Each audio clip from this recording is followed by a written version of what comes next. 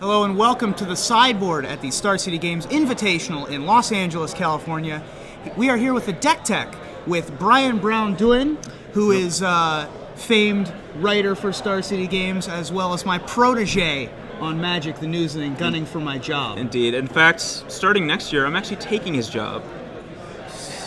It's not happening. That's not actually happening. You can keep trying, but it won't happen. But today you are playing, and you are playing a deck that Glenn Jones actually sort of debuted last week. Right. Yep. It's a Brad Nelson creation, correct?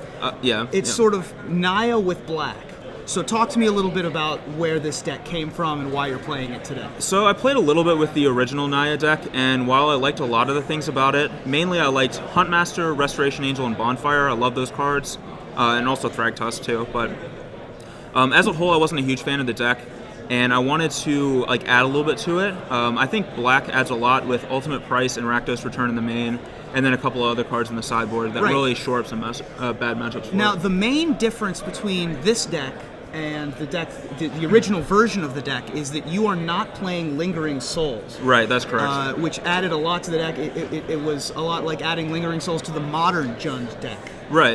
It just added more defense for the mid-range matchups. It made your Kessig Wolf runs better, but you took them out and replaced them with Rakdos' Return. Right, yeah. So what was the thought process behind that? Well, I mean, a lot of people didn't realize that Rakdos came back, so I'd like to inform them. But actually, I don't think Lingering Souls is very good right now. And the reason is this card mainly. Bonfire of the Damned? A lot of people are playing Bonfire. Bonfire just kind of invalidates Lingering Souls a lot.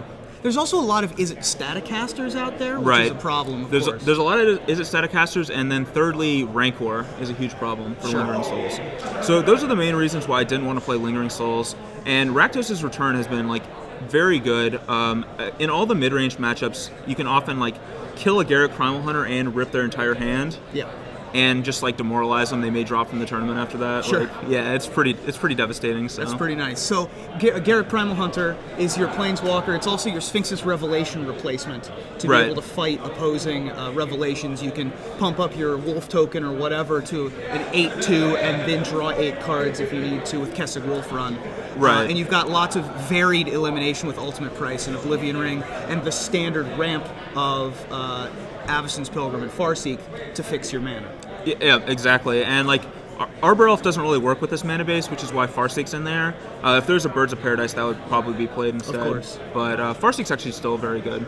So moving to the sideboard, you said that you had black for some very specific cards in the sideboard. The first one I'm going to point out is Slaughter Games. Right. Slaughter Games has been talked about a lot. Usually it's not a very good effect, but this is the first for battling control strategies, because control strategies can just counter your Cranial Extraction or your Memoricide. Or they have enough varied threats where they don't care. Right. But in Standard right now, Slaughter Games could basically say, search target player's hand and library for Sphinx's Revelation and remove them. Right. That's basically the purpose of that card. All the control decks are heavily reliant on that card to win them the game. And if you get rid of those, then they struggle to deal with all the threats you have in this deck. Now, the other two black sideboard cards are Tragic Slip and Olivia Valderon. Right. What are those for? Tragic Slip is mainly for Falconwrath Aristocrat, which the Zombies deck is a good matchup for this, but outside of that one card is a huge problem. Yeah, with Ultimate Price and Sorcery Speed removal, it seems like it's a little bit of a problem. Yeah, it's definitely an issue. So Tragic Slip is mainly for that, and it's also good against some of the green-white decks too. And then Olivia is just for the mid-range mirrors. She really dominates the other Naya decks. If she goes unchecked for a few turns, she'll end the game. Yeah, the last card I wanted to point out on the sideboard is one that I think is very popular in this tournament. Actually, we were sold out for a little while this morning, which is Silklash Spider. Right.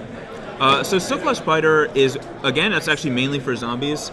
You play it, you can block their Thundermaw Hellkites, you can block their Falconwrath Aristocrats, and just activating the ability can force them to sack creatures to their Aristocrat as well to keep It's it in also play. another way to deal with Lingering Souls. If you Right. come across. It's very good against Lingering Soul decks. It's actually not even that bad against green-white decks. It just blocks Rancored creatures all day long. So this deck is very tuned to the metagame that you expect to be here today. Right. It is. Very tuned against Red-Black Zombies, other Naya decks, and Sphinx's Revelation decks. Which of those do you think is the toughest for you to deal with?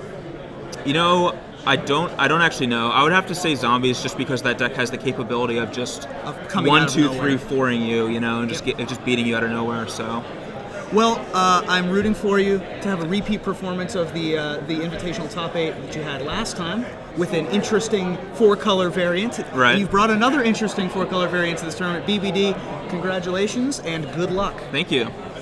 See you later.